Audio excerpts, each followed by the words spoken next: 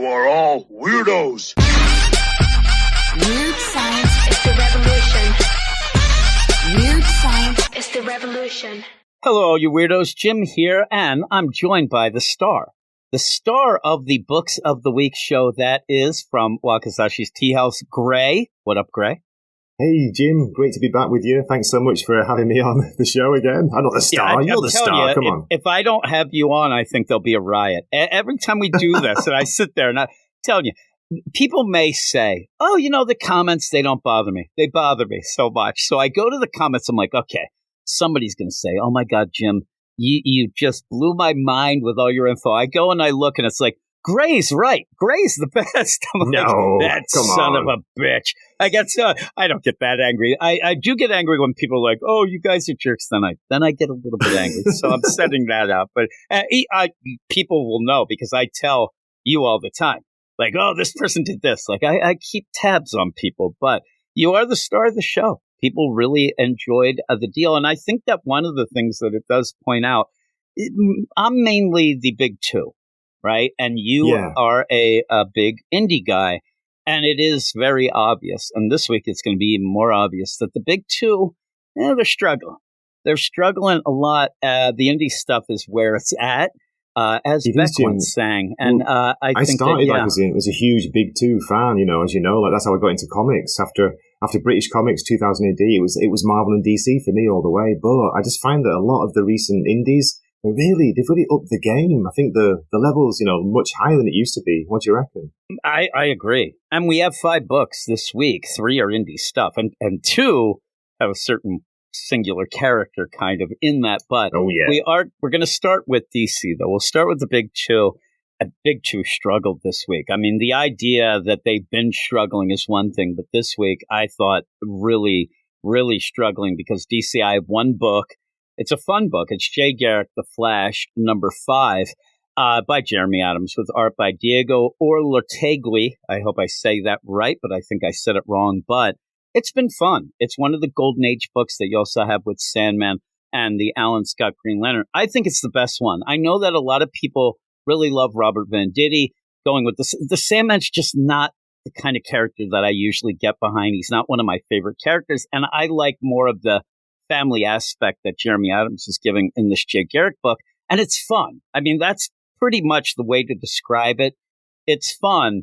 I'm not going to say the Sandman book, while it's good, I don't find it that fun. So this is the book that I'm in for. How about you? You got me to read this book, and I really enjoyed it. It's, as you say, it's like it goes back to the word. It's a classic style, family centered, family focused, fun book, and I'm not quite sure about the art, Jim. That's the only thing. I enjoyed it, but it's a little bit different, isn't it? Some people, I saw some people claiming that they thought it was like a manga art. Now, I don't get that, but it is I don't get that either. It's very busy.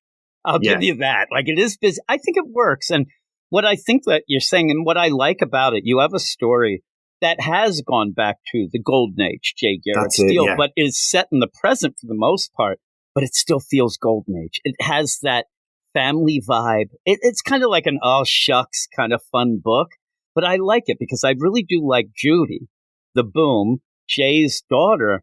And when people sit around and wonder, like, why aren't there any really good new characters, or why don't new characters work? And it is a struggle, especially at the big two, where people just want the same characters, or they don't want, a change. This is a new character that shows up, was erased from time, very similar to a character that people don't like at Marvel, which is Spider-Boy, but it works. And you get to see this family dynamic with Jay Garrick, who finds out he's a dad way later in life, yet he wants to protect his daughter.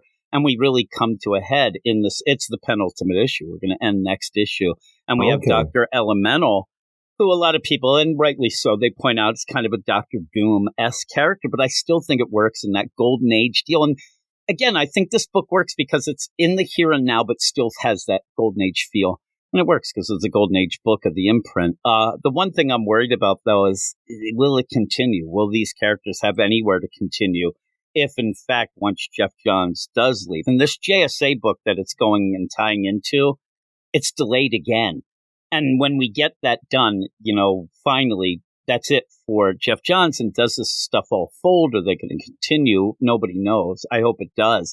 But in this, you do end up by the end having Judy getting kidnapped. I mean, grabbed again. And as a parent, or even just somebody reading this book and invested, you just think of the idea that Jay finally finds out, oh my God, me and Joan, we had a kid we didn't know about. I'll never let anything happen to her. She gets taken again by the same guy who kind of caused some problems before. So he's going to lose it.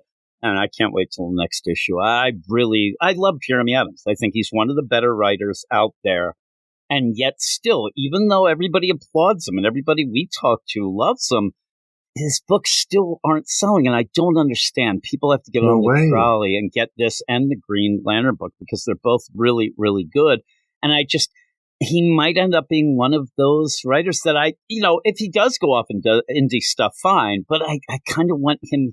He's one of my only guys I like at DC. I don't want him to leave. I don't want him to get frustrated and just leave or have DC think, well, it's not working, whatever, because it is working. People aren't just getting behind it. But I really did like it. I mean, you said you liked it, right? Yeah, I had no idea that Judy was a new character because she's so fleshed out. She's a really good character. Right? That's one of the high points of the book. Yeah, and you know what? You can go, and she came about in the Lost Children book, the deal where you had Jeff Johns introduce a bunch of characters. So she came.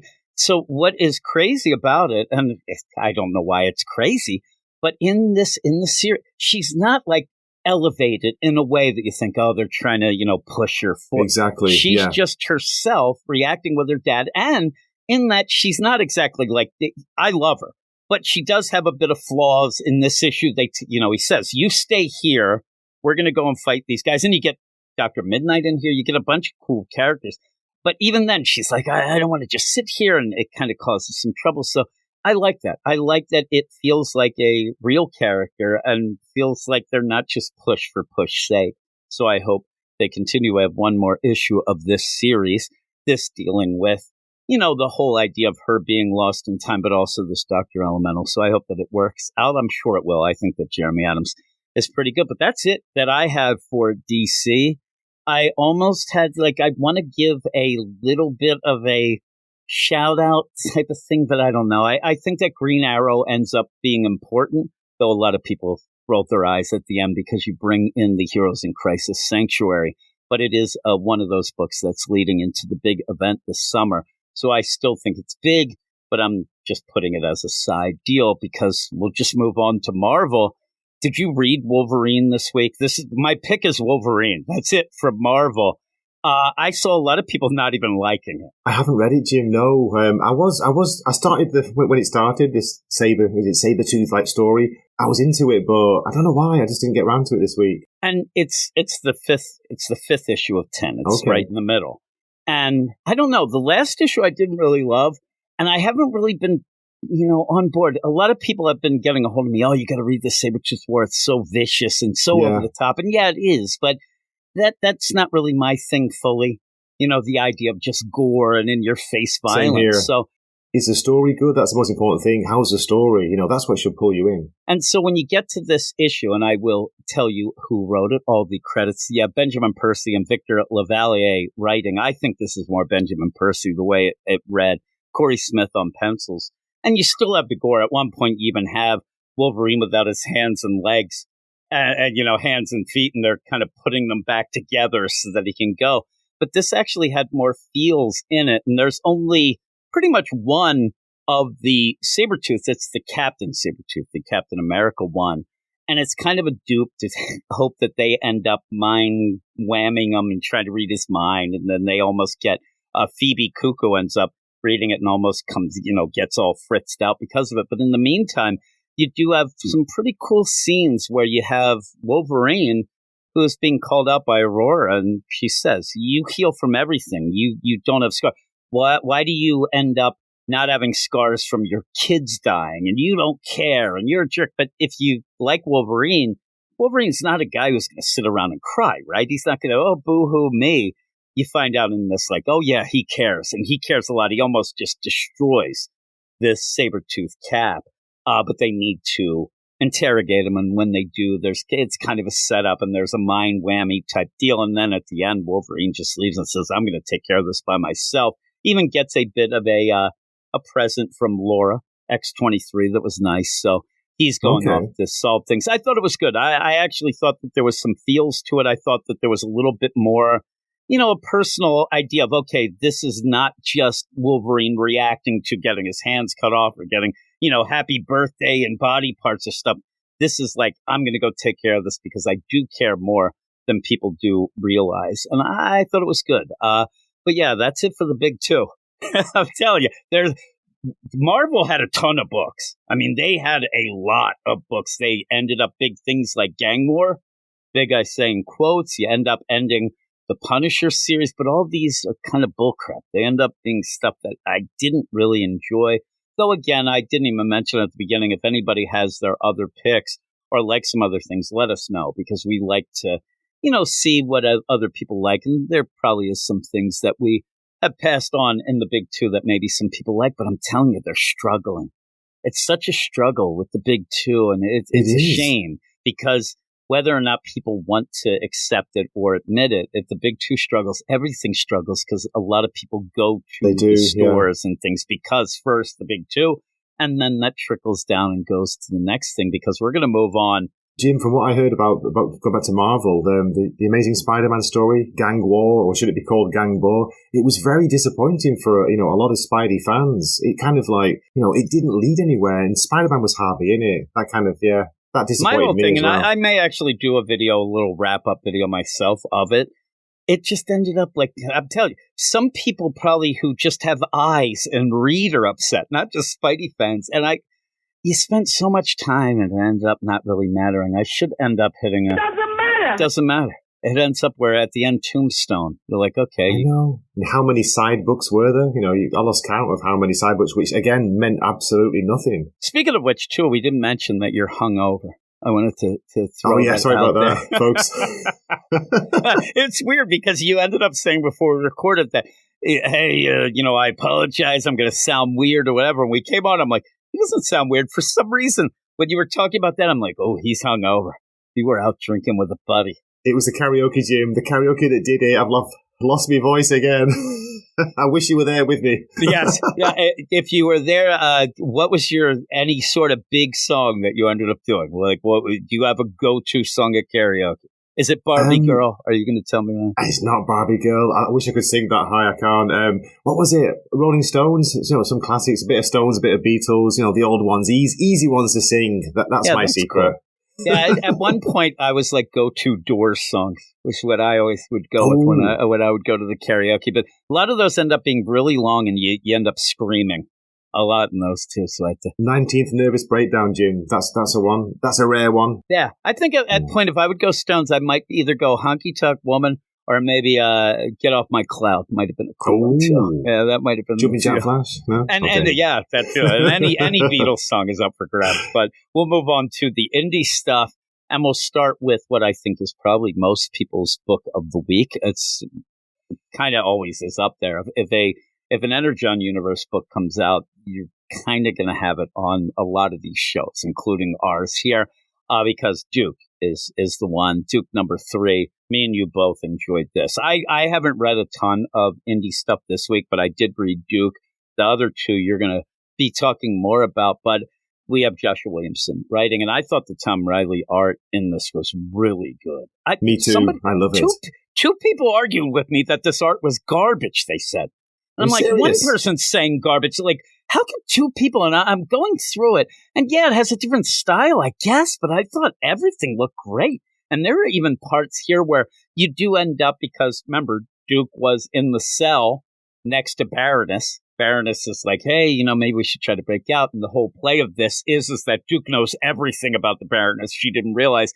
I like that page. This is how I think when you have a character that you want to tell a quick backstory of. I love doing it mostly with art like this, and it looks so much like even like a James Bond type, spread. I thought it was awesome. I thought it was really, really well done and really Black cool. Widow vibe to it as well, like Black Widow done well. Yeah, and isn't that cool? Like the idea that we're mentioning big things, and that's what it looked like, and it was so fun. But even then, when you end up getting Major Blood, and I thought all of these things were so cool and so neat, and it's also the art. that does it. We've even explained before that we're not exactly the biggest G.I. Joe fans of all time. No. But boy, I'm liking this. And when it looks like this, and also give a shout out to Joshua Williamson. And I was on the Comics Aficionado show today, and I mentioned the idea that, I don't know, Joshua Williamson, if you see interviews with him, he is a bit kind of all over the place. He's a bit scattered. And I say that not as a diss, because it reminds me of me. Like, I can see, like, it's game recognizing game, but it's bad Jim, how many game. books is he doing at the moment? I've lost count. I don't know how he's doing it. Yeah, Seriously. and so sometimes when he's on a book for a while, it seems like he gets a little bored, maybe, or he starts I've to seen that, add weird things in. But when he is actually seems to be excited, this is what he seems really into this. Like, this story is so cool, and it seems like this is maybe like. Yeah, I can imagine him like, well, I already do a bunch of things. Oh, wait, G.I. Joe, I'll do that. And this is like he's into it. When Major Blood comes in, and even that whole play with the Baron, I thought it was really, really well done. But where I really thought where the art was going really good was when you do have Blood's guys coming out of that helicopter, out of the Apache helicopter, and they come down in that perspective. I thought it was awesome. Come on, that is so Good. cool. How what can a great people scene. Say this is garbage. Yeah. Right? So this whole play of, okay, the Baroness and Duke, and they're going to have to team up together. They're going to have to get out. And when they do, even when there's like the explosion, you have that big boom across the panel. And then the next one, you have, all the blood, they're banging and banging. And then the best part is by the end, you end up where Duke and the Baroness get out. And then the Baroness just turns on him immediately, which, again, that works. It's so fun. Where she's like, you got a huge bounty on your head, so we'll have to see what that is going and how that means. But you also just have straight up people being shot through the head. Duke gets shot in the leg. Despite the criticism, Jim, I think there's a lot of buzz. It's a lot of positive buzz for this the whole Energon universe, and I'm sold on it. As you say, like you were saying, I'm kind of new to G.I. Joe. I don't know it that well, but I never thought I would be like sat here saying I'm enjoying Cobra Commander, I'm enjoying Duke. Of course, Transformers is awesome, but. And even not the Energon, but the Larry Hama G.I. Joe stuff is really cool too, right? It's crazy. But again, a lot of people have mentioned, what's great about this is it just tells a cool story that's very classic. It respects the characters. Exactly. And whether or not we even realize how well they're respected, I can read it and say, okay, they get it. But what has happened then, you do this for what? Now this is Duke number 3. Duke's an automatic read for me now. Like, I don't even have to bat an eye. When it comes out, I read it. I never expected that either. It's like, no way, I'm looking forward to the next issue. I think the lay of the land of the whole thing, Transformers, I still think is number 1. But Duke's getting close. I really do like Duke. Close. And with Daniel Warren Johnson going off of the art, I don't know. Maybe the Cobra Commander is the last one on that list for me. It's the 3rd, but it's still up there. Like, it's not decent. like, I don't sit there and say, I'm going to read Cobra Commander only because I'm reading the other 2. I enjoy it. I just, it doesn't have the hooks into me as much as these other 2 right away. But that's because of my lack of knowledge. But I am kind of gaining some of that and having fun with it, with the Dreadnoughts the last time and the whole Cobra Commander deal. And the Cobra Law is something that's a little beyond me, but I'm enjoying learning about it. Yeah. I'm telling you, I'm like, I really don't know that much about. But I'm enjoying it. But boy, the Duke and the Transformers, but Duke is definitely on the deal. But I'm going to let you talk about the next 2. One, which I do really enjoy. I just haven't read the issue yet this week. And then another one that I didn't realize was coming out this week that I had a review copy from a while back. I talk about this a lot. It screws me up because I get a review copy like a month ahead. And then I never know when it's coming out because it seems like, okay, I read that and I didn't. But the first one is what? I was so surprised because, as you say, we got a double Conan release. The first one is Savage Sword of Conan, issue 1, which came out from Titan Comics, Jim. They are killing it. They've got the license with Conan now, and I tell you what, it's so much better than the Marvel version from a couple of years ago. Mm-hmm. I think. Yeah, I agree. Jim Zub in this. Jim Zub's doing a prose story in this one, so there's different writers. It's John Arcudi. I don't know if you know him. Did quite a lot of work on not Hellboy. What's it? The BPRD. We did a lot of work on that. And the artist is Max von Fafner. And I've got to say, it's black and white, but I think it looks awesome. Although, there has been a little bit of criticism about that, hasn't there? About yeah. Some people were saying that they thought that it looked like it was run through a filter. When I ended up, and people had said that before I looked at it, and this is like a $7 book, but it has a ton in it. And I'm not a big guy of the prose deal. So when I heard that, I was like, oh, really? It's only 2 pages, and it's good. It's a short story. Yeah. The big thing for me, it's crazy because in that first deal, like you said, people were criticizing, oh, it looks like it ran through a filter, which is odd for black and white art. Right. Because you just have it. But it does look more photorealistic. Me and you were talking about it, and I actually been struggling try to figure it out. Like, I even said at one point, like, okay, it almost looks like the art was colored, but then they black and whited it up after that. Okay, yeah, I can see that. Yeah. You have, what a weird thing is, at one point and it's a crazy story. It looks great, I thought, but when you end up having this dinosaur show up, there's a weird, like, white outline to try to make it pop off the page, and I think it's off-putting a bit.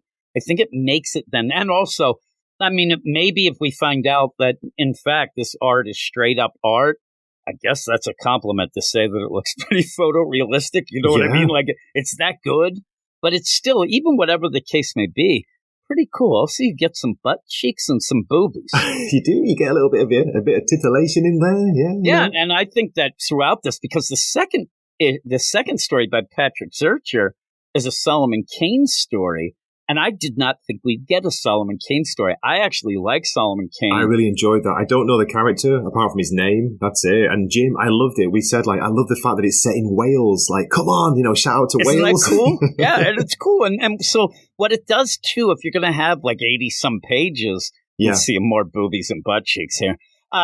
It mixes it up.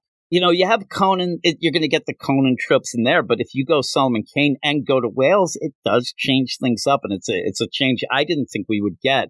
So I thought that was really, really cool. I thought that was a neat play, and I do like Solomon Kane.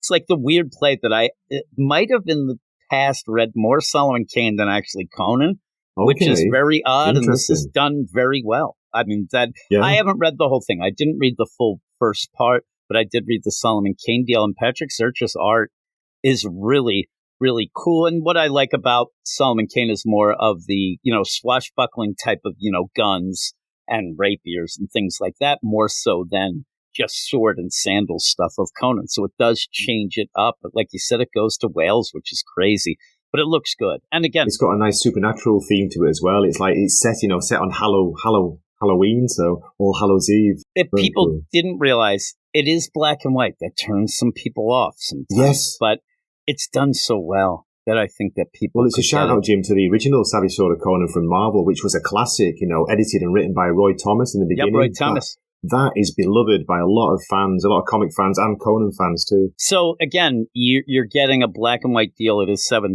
but it is 80 pages. There's a lot to be had here. I think it's pretty cool. But then we'll end with another Conan, because you said it too, like...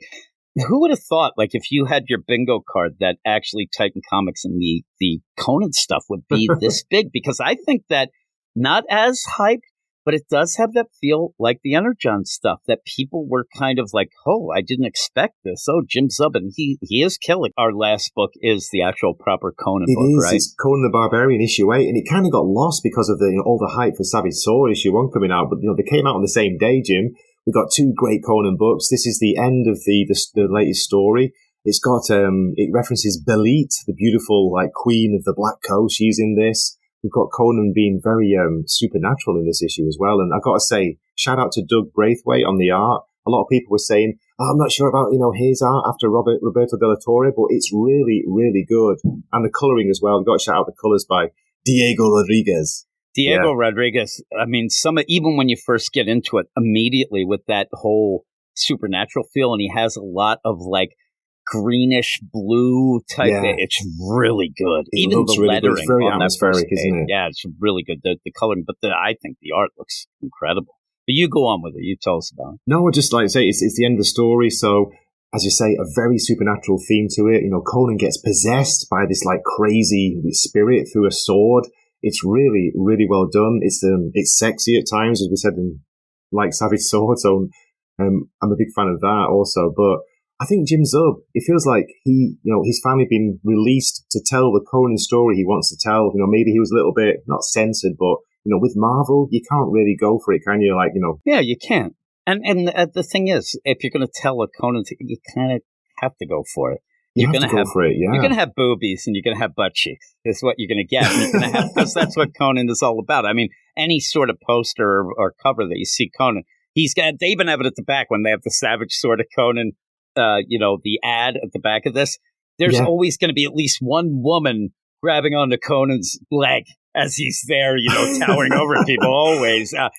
Funny, when I see that, I laugh at the idea that they played that up with the Star Wars New Hope poster as well. It's kind of giggly. But here's the thing. The only thing that I think is kind of a weird play was that this week, why did they release the Savage Sword of Conan and Conan on the same day? They could have had Conan come out next week. They should have staggered it 2 weeks. Yeah, yeah, I think definitely. They should have. I think that, and especially because of the one being like double the cost, the Savage Sword being $7, that might have been a better play. I'll tell you right now, how much I do like this Conan is I am now, once I read this issue, I'm going to go back and read the whole, first arc deal and reread it because I did enjoy it so much. I think I'm going to get the trade, Jim. I enjoyed it that much. I'm going to get the 2 trades of Conan, yeah. Most of the time, because we review so many comics and we read so many, that usually once I'm done with, an issue or an arc, you got to move on to the next thing. But this is really well done and really good. Made you want to go back and revisit it? That's cool. Recently, I just ended up rereading all of the Transformers up until this point as well because I wanted to talk about it and I wanted to go, but I had a ball rereading them as well, and I thought that was pretty cool. But that's kind of the deal, and that's why, again, pointing out that the indie stuff. You even said the Jim Zub deal, and you can tell that he loves the character Conan, knows the character. Yeah. That's a big thing, too. The big 2 especially, seems like a lot of things are assigned. Hey, you do this character, you throw that character, and you don't get that love and zeal for it or knowledge. That's why Duke and, Cobra Command have been so good as well. You get the feeling that Joshua Williamson loves, just loves the characters. Simple as that. And then you have somebody like a Robert Kirkman who's overlooking it, who, if Robert Kirkman goes to Joshua Williamson and says, hey, I think you should do this, I think they'll listen because it's right. If you end up having these writers and it's just some rando editor that never wrote anything, are you going to listen? It happens a lot in sports where you need to have like a coach and say football, I think of all the time. You end up having Tom Brady and Bill Belichick. People are going to listen because they won Super Bowls, and that's kind of how I think of a lot of things need to be. When you had Denny O'Neil being the editor for Batman stuff, and he would say, imagine Denny O'Neil coming up to you, Gray, and saying, I don't think that would quite be what Batman would do. You're going to listen. You're not going to say, who are you, Denny O'Neil? What do you know, you jerk? No, you're going to say, oh, God, please tell me. And, and then they start learning more and they get better. But that's where I think that, especially DC, for some, they just have kind of newer editors that I don't think really care that much or know that much. But and it shows, Jim, with a disappointing week for the big 2, as we said this week. Yeah, DC. There weren't a lot of books, but boy, they were tough. Any week, just as the last thing I'll say, any week that you get a Ram v Detective Comics coupled up with a Cy-Spurrier Flash is a week that my head's going to spin off and pop up and fly to the moon.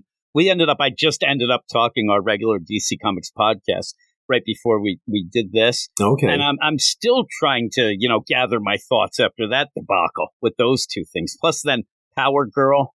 We did Green Arrow. Well, Jim, I've got a hot take for you here because this is going to surprise you. I didn't talk about this beforehand. I actually enjoy this latest issue of Detective Comics, and it's mainly for the art. I love the art. The art looks. If you can just look at the art, then you're good. I know exactly what you mean. I like that better than Flash. But again, some of these books, it's tough though. Also, just to point out the idea of writing Batman. How many Batman stories have there been? And when you try to do something new, sometimes it just. That's Flash. It's better than the Flash. The Flash is a mess. I'm sorry to say that because I like Cy-Spurrier's Hellblazer, as you know, but the Flash is just awful. Sorry. I did mention the Hellblazer. I may have mentioned you and blamed you for everything that goes wrong in my life. Now, I ended up where I did say that his writing is obviously suited better for something like a Hellblazer and a Constantine. It's just not working at Flash. I said by the end of the podcast, I'm mad at Flash.